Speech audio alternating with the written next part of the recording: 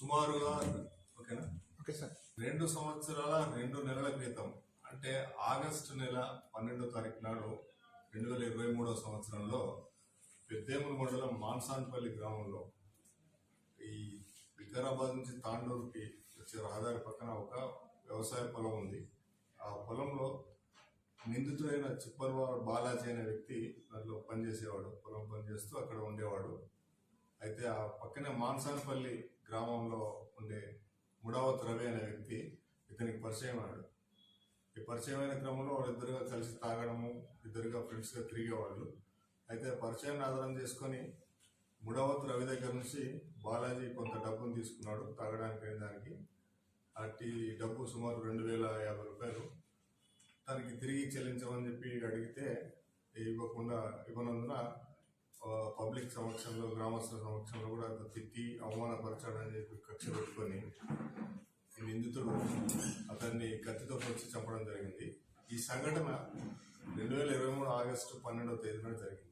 అయితే కత్తిగాయమైన వ్యక్తి ముడావత్ రవిని గాంధీ హాస్పిటల్కి తరలించడం జరిగింది. గాంధీ హాస్పిటల్లో చికిత్స పొందుతూ అతను 18వ తారీఖు నాడు చనిపోయాడు. ఈ విషయంపై అతని బ్రదర్ ఇచ్చిన కంప్లైంట్ మేరకు murder case plus SCSC atrocities prevention act కింద కేసు నమోదు చేయడం జరిగింది.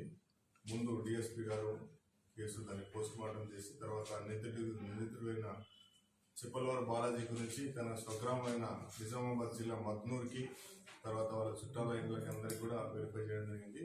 కానీ నిందితుడు తన యొక్క ఆధార్ కార్డు కానీ తన యొక్క బ్యాంక్ డీటెయిల్స్ కానీ ఏది కూడా ఉపయోగించలేదు. బ్యాంక్ అకౌంట్ కూడా లేదు.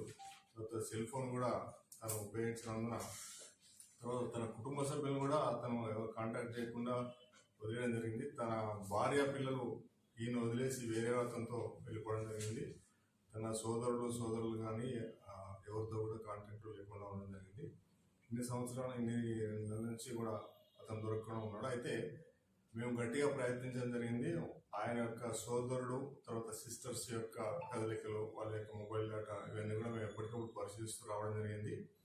సుమారు 2 నెలల క్రితం తన తల్లి చనిపోయిన సందర్భంలో కూడా అతను మేము వస్తాడని చెప్పి అతని కోసం వెయిట్ చేయడం జరిగింది. కానీ ఆ సందర్భం కూడా అతను రాలేదు.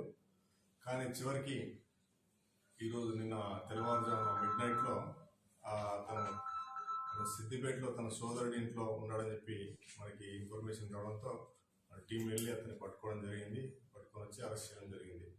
అంటే చిన్న తాగిన సందర్భంలో కేవలం 2050 రూపాయల యొక్క డబ్బు తిరిగి చెల్లించమని అడిగినందుకు అతను కోపం కక్ష పెంచుకొని అతన్ని అడిగినందుకు వ్యక్తిని డబ్బులు ఇచ్చిన వ్యక్తిని చంపేయడం జరిగింది.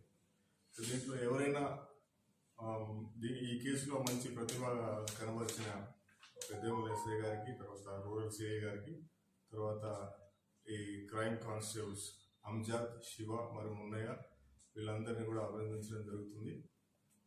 అట్లాగే అందరికీ ఒక సూచన ఏమంటే ఎవరైనా బయట ప్రాంతాల నుంచి వచ్చి ఇక్కడ పని చేసేవారు ఏదైనా వ్యవసాయంలో కావచ్చు లేకపోతే పాలిషింగ్ ఇండస్ట్రీలో కావచ్చు వారి యొక్క ఆధార్ కార్డ్ని కానీ సెల్ ఫోన్ నెంబర్స్ కానీ వారి యొక్క కుటుంబ సభ్యులందరి సెల్ ఫోన్స్ డేటా కానీ మీరు తీసుకొని పెట్టుకుని ఉండాలి. ఏదైనా నేరం జరిగిన సందర్భంలో నేరస్తులు పట్టుకోవడం చాలా కష్టతరం అవుతుంది. అయితే ఈ కేసును సాధించడంలో మంచి ప్రతిభ కనబరిచిన వాళ్ళకి రివార్డులు కూడా అందజేయడం జరుగుతుంది.